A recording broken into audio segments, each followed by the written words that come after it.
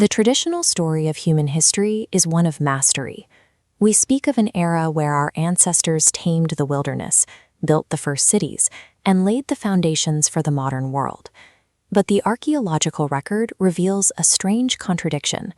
For over 200,000 years, humans were highly mobile, mud brick settlements. What force was powerful enough to convince a species defined by its mobility to permanently settle in one place?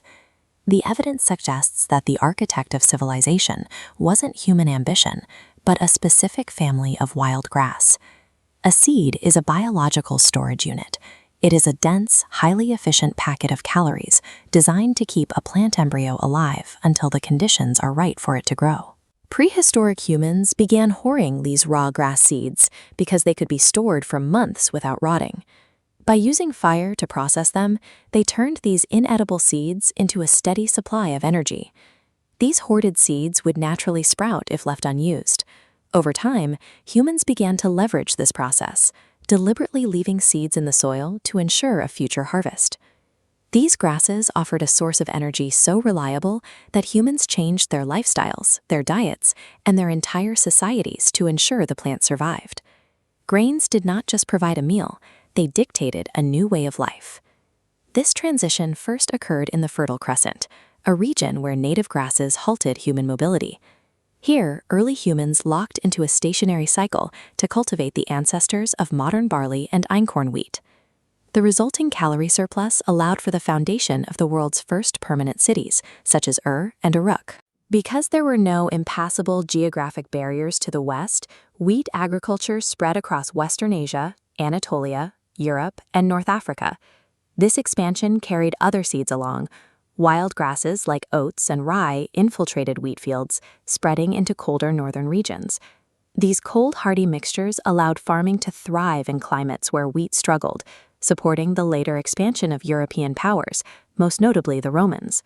Wherever the physical geography permitted the spread of a dominant grass, a unified cultural and political zone followed.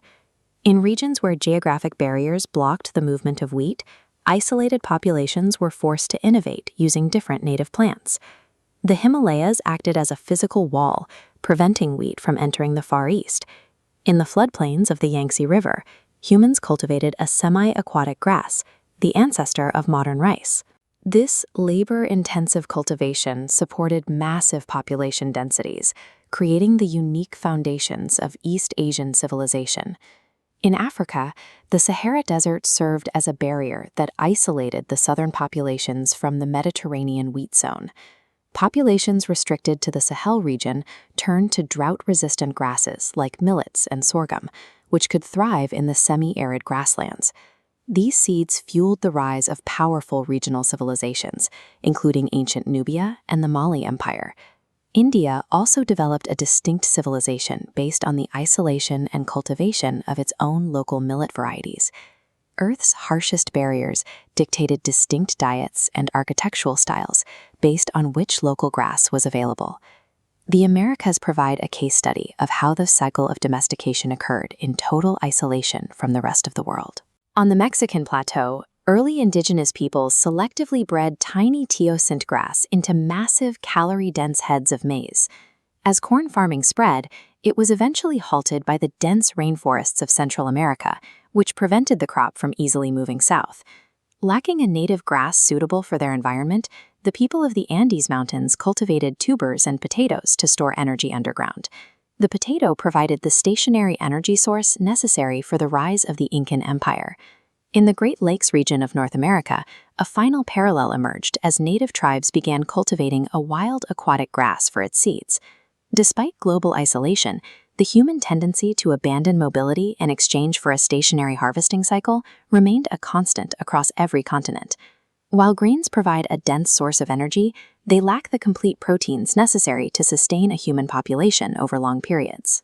To address this fundamental flaw, every isolated population independently paired their local grass with a corresponding local legume.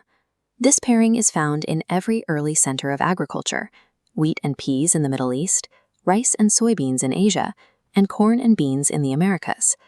The blueprint for early civilization was standardized by nature: one grass paired with one legume. The map of the ancient world is a mosaic of specific plant territories. While we credit human ambition for the achievements of history, the boundaries of our civilizations were largely predetermined by native biology. Humanity is a species that traded its freedom for the guaranteed calories provided by a few dominant plants. Ultimately, we remain a species deeply rooted in place, forever fueled and directed by the wild grasses that surround us.